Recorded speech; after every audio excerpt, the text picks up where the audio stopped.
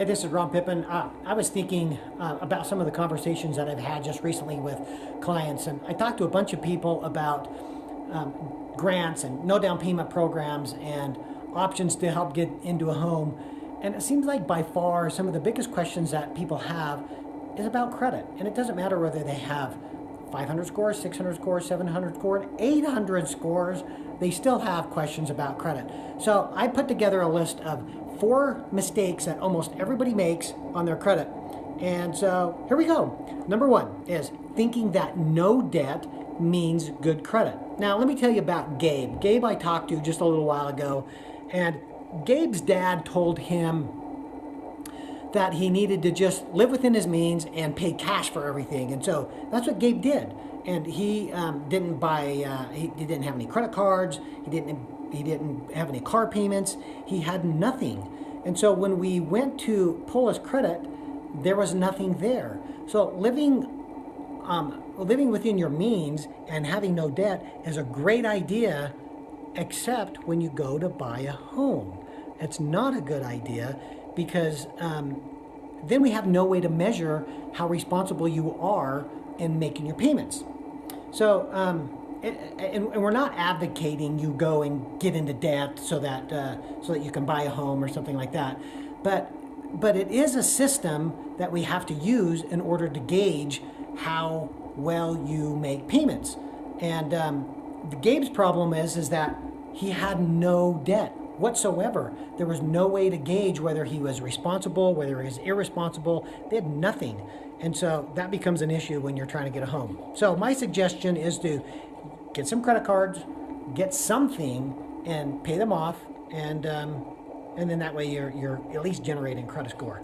So number 2, don't close your revolving account. So some people will go and have some credit cards and they'll just pay them all off and then they close them. The problem with that is that the credit scoring models will look at the length of history that you have on each of your credit cards. And when you close your account, you lose that history. The credit scoring models kind of just skip over them.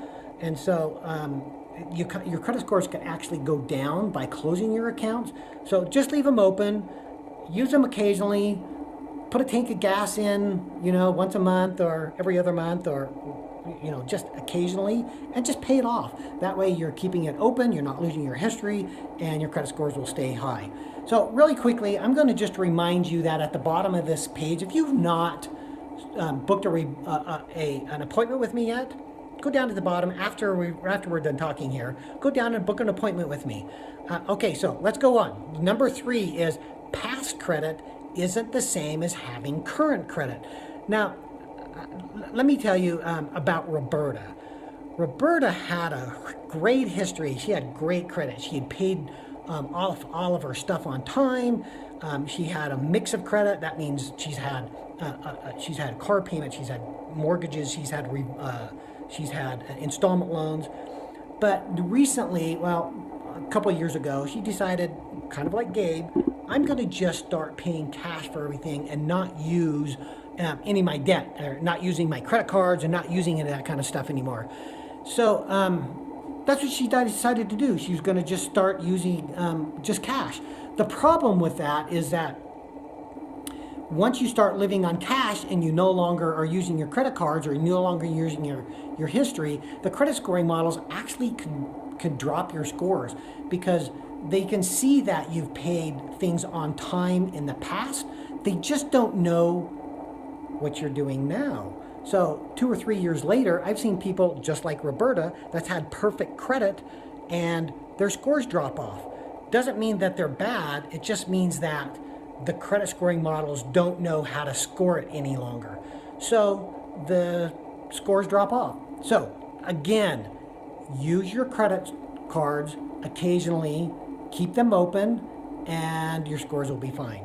The last thing is don't carry high balances or go over the limit on your credit cards. So on your credit cards, there's something called credit utilization, and that's just the calculation of how much credit you have available versus how much credit that you've actually used.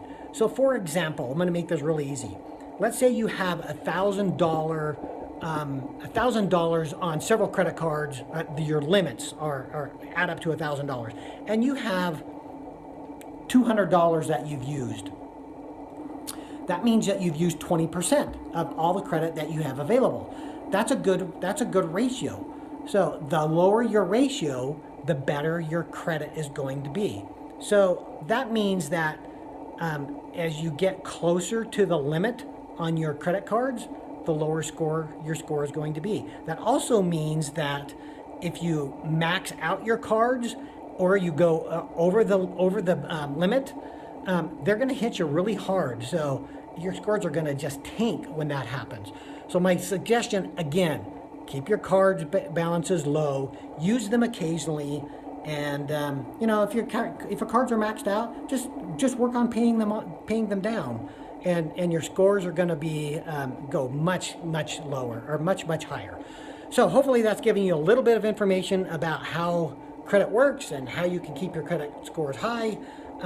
Again, if you haven't booked an appointment with me, down at the bottom of this page is your chance to do that. I've helped hundreds, literally thousands of people with buying a home with no down payment, using grants, first-time buyer programs, other down payment assistance programs, and I can help you too. So go book that appointment, and we'll talk to you after you've booked that appointment. We'll talk to you later.